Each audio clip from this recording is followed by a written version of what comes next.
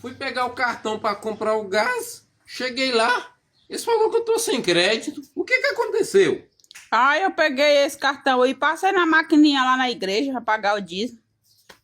Isso, para pagar o dízimo. Na igreja não tem a maquininha para pagar o dízimo? Tem?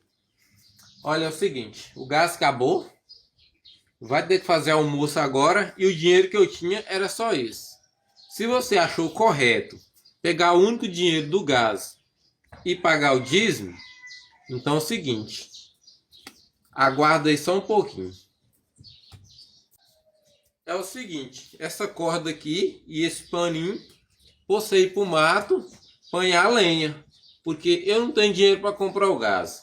E você gastou o dinheiro na igreja, então certamente é responsabilidade sua agora fazer a comida com lenha. Então pode ir, vai no mato lá e pegar uma lenha. E eu vou